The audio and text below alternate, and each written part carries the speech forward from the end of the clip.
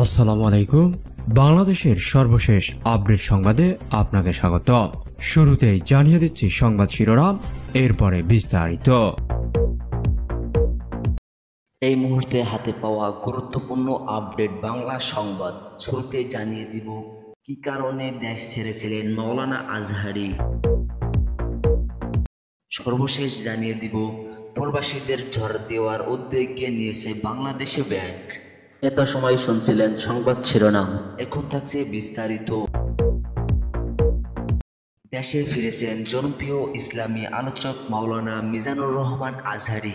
দীর্ঘ 4.5 বছর পর মালয়েশিয়া থেকে দেশে ফিরছেন। বুধবার ফেসবুকে পোস্ট দিয়ে তিনি নিজেই তথ্য জানান। ফেসবুক পোস্টে তিনি লিখেছেন, আলহামদুলিল্লাহ, সহি সালামতে প্রিয় মূর্তি ভূমিতে এসে পৌঁছালাম। পরম করুণাময় এই পূর্ত বেতনকে দোয়া আর নিবেদন। এদিকে তুমুল জনপ্রিয়তার পরেও মাওলানা মিজানুর রহমান আজহারীকে দেশ ছাড়তে বাধ্য হয়েছিল এমন প্রশ্ন করতে নেটিজেনদের টাইমলাইনে। 2020 সালে ফেব্রুয়ারি মাসে মিজানুর রহমান আজহারী হঠাৎ করে দেশ ছাড়ার কারণ কি, এই প্রশ্ন কোনো সুনির্দিষ্ট জবাব পাওয়া যায়নি। তবে সেই সময়ে সামাজিক যোগাযোগের মাধ্যমে আজহারী নিজেই পারিপার্শ্বিক কিছু কারণে কথা উল্লেখ করেন। তবে সেই কারণগুলো প্রচণ্ড চাপের কারণে বিস্তারিত তা উল্লেখ করেনি মাওলানা মিজানুর রহমান আজহারী।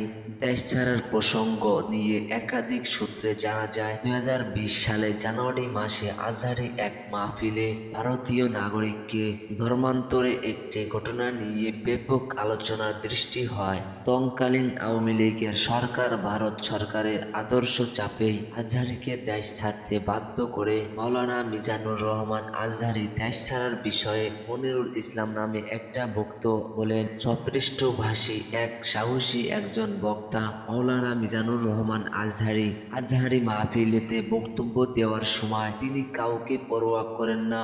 তাছাড়া তার বিভিন্ন মাহফিলে এসে অসংখ্য বিধর্মীকে ধর্ম গ্রহণ করতে ব্যাংকিং চ্যানেলের মাধ্যমে রেমিটেন্স প্রবাহ বাড়াতে প্রবাসীদের ঝড় দেওয়ার উদ্যোগ নিয়েছে কেন্দ্রীয় ব্যাংক। বুধবার 2 অক্টোবর বাংলাদেশের ব্যাংকের বৈদেশিক নীতি বিভাগের জারি করা এক সার্কুলার থেকে এ তথ্য জানা যায়। এতে বলা হয়, একজন প্রবাসী 10 লাখ টাকা পর্যন্ত ঝড় নিতে পারবেন।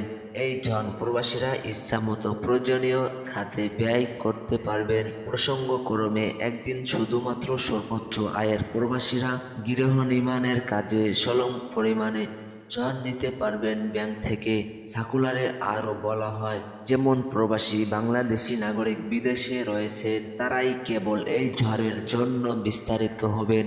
আর বৈধভাবে পাঠানো রেমিটেন্স ভিত্তিতে ঋণ পাওয়ার যাবতীয় বিষয় নির্ধারণ করা হবে। প্রবাসীদের বৈধ চ্যানেলে পাঠানো রেমিটেন্স থেকে ঋণের কিস্তি পরিশোধ করার বিধান রাখা হয়েছে।